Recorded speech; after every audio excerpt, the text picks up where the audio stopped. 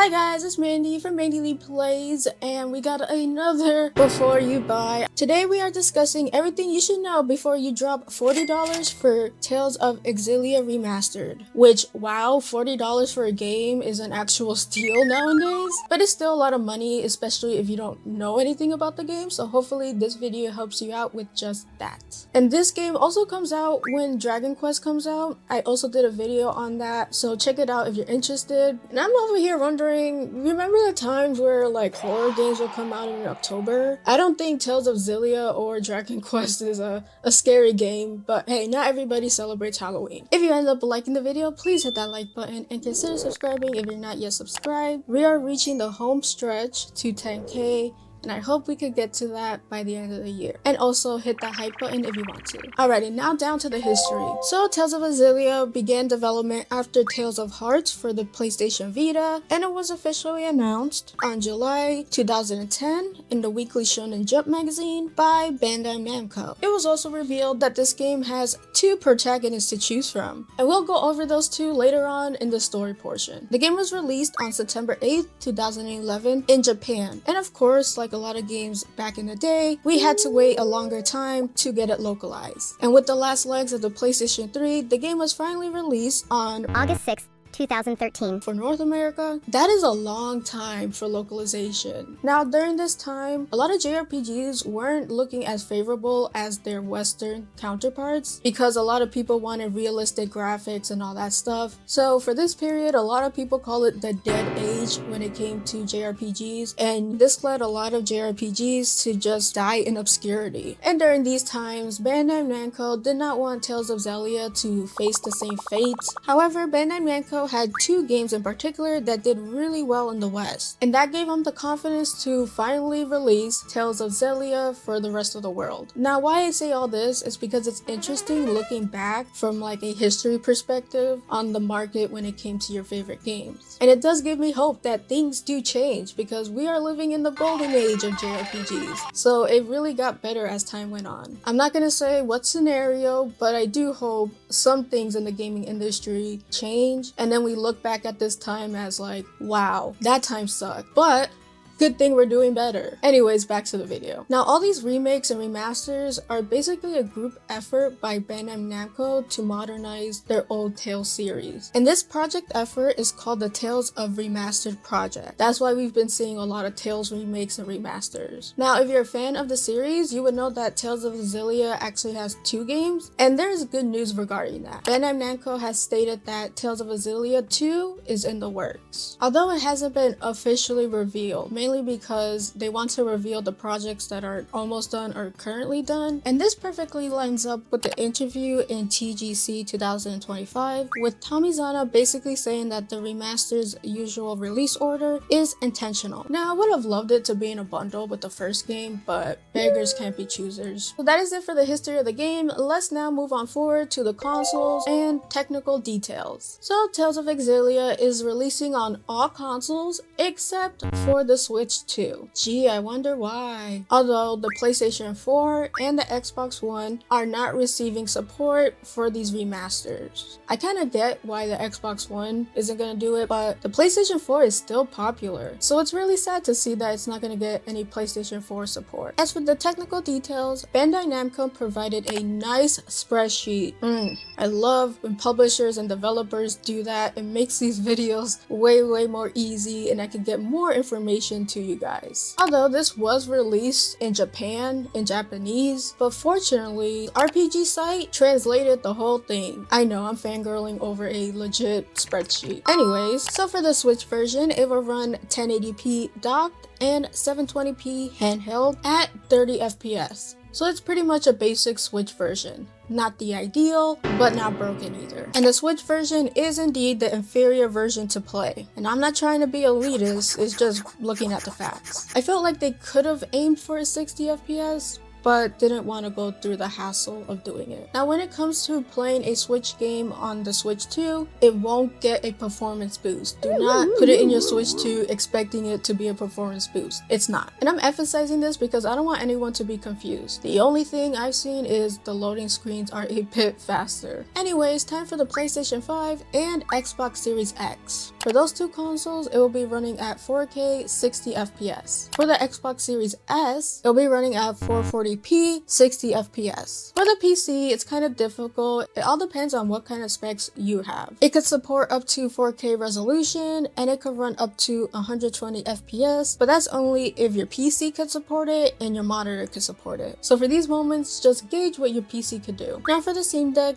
the game has been given a green verified check mark. For the Steam Deck, I don't know for sure how it's gonna run, but thinking of it like Tales of Graces, it's probably gonna be at a 1080p resolution and 60 FPS. But of course, you could toggle different settings to get different effects. Now that wasn't so hard, and I'm happy that I didn't have to rage out about game key cards. So let's move on to the story of the game. This game takes place in the world of Reason Maxia, a place where humans and eternal spirits coexist. In this world, spirits are fundamental to life as they provide for the lands, and humans giving them the ability to use arts, which are abilities that the party uses in the game. The story begins by asking you who to choose as your protagonist. And just as a side note, this is the first Tales games that has a dual protagonist. The game doesn't differ as much whether you choose one character or another, although certain scenarios do change, but a good 95% of the game still stays intact. Our first character is Jude Mateus. He is a diligent and bright medical student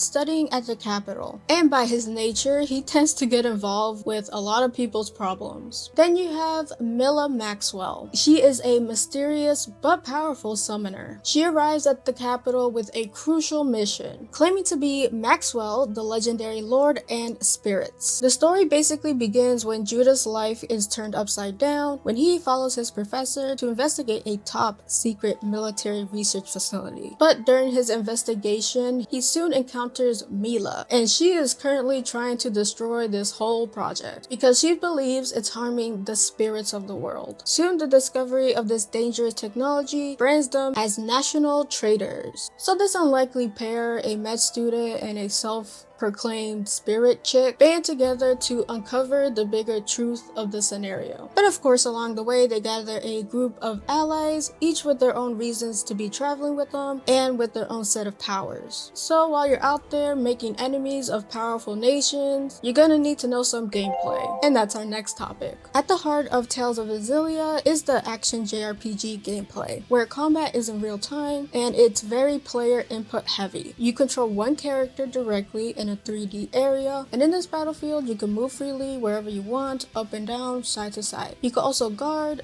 dodge, and perform your attacks, while your other characters control themselves. However, there are also special moves. Magic and healing abilities are called arts. Consuming them uses technical points, or TP for short, which is essentially your mana bar. You generate TP when you land basic attacks, so if your TP is low, you could just do simple attacks to get it back up. Your arts are dedicated by the counter. Every action, whether it's basic or an art, costs AC, which encourages you to perform combos, then briefly pause to let the gauge fill up again. The biggest unique feature when it comes to Tales of Xillia is the link attacks. At any time of the battle, you could link up with a different character, and you and that character could provide support for the whole team. And it will also grant you access to link arts. These are your main damage dealers when it comes to winning a fight. As you perform a link art, you fill up the gauge, and then when it's full, it will go to its over limit, which makes you immune to even being staggered, giving you unlimited AC for a short time. And it also allows you to change multiple link arts together for even more damage. Now, for anyone who has played Tales of Graces, instead of the titles you get for each character, there is this item called the Lilium Orb, which looks like a spider web. So when you level up, you gain growth points, and you can spend your GP to activate nodes in the web. You can prioritize grabbing new abilities,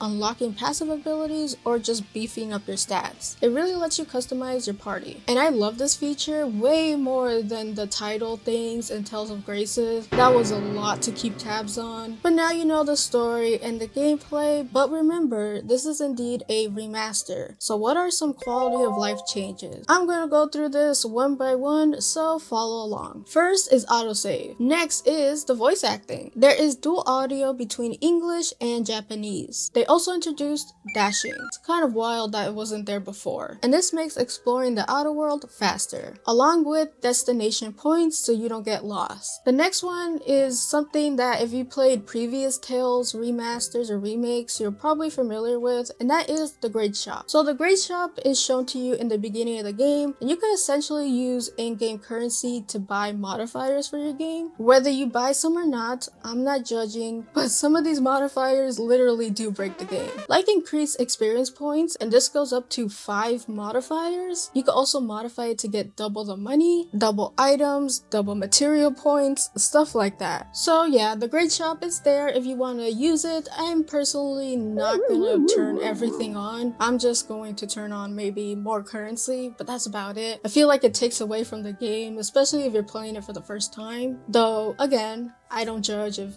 anyone wants to break the game. Moving on, encounters could be toggled on and off in the menu, but this does not affect event battles. And plus, you're still gonna need to grind, so don't turn it off all the time. Also, if you ever get defeated in battle, now you have the option to start from the beginning of the battle or to reload a save file. Tied to this is the skip function, which you could basically skip cutscenes if you've already seen them. So if you're stuck in a battle and you have to do it again, you don't have to watch the whole cutscene again. I've had games where I can't skip it and it's grueling. And last but not least, the new icon, which will appear on newly encountered items and arts. Little details like that are really important. Alrighty, time for the extras. So this is, again, the stuff that couldn't fit into the other categories that I'm gonna fit over here. So for Tales of Xillia, there are some pre-order bonuses. If you pre-order it, you get a super advertising assistance set, which comes with 10 of each of the following: apple gel, life bottles, orange gel. There's also the digital deluxe game, which comes with the base game. Of course, imagine if it didn't come with the game. Along with a digital art book, a battle BGM pack, and a super growth support herb set. So that is it for today's video. I hope you guys enjoyed it and found it helpful. If you did, please share it around. I would appreciate it. Please hit that like button if you liked the video. Consider subscribing if you're not yet subscribed. We are almost to 10k. We are actually at the home stretch. So if you like JRPG content, whether it be before you buys, list videos, discussions, pickups, and more, plus live streams, then please consider subscribing. You can follow me on my socials in the description down below. So without further ado, I hope you guys have a wonderful, beautiful rest of your day, and as always, play a good game. Peace, peace.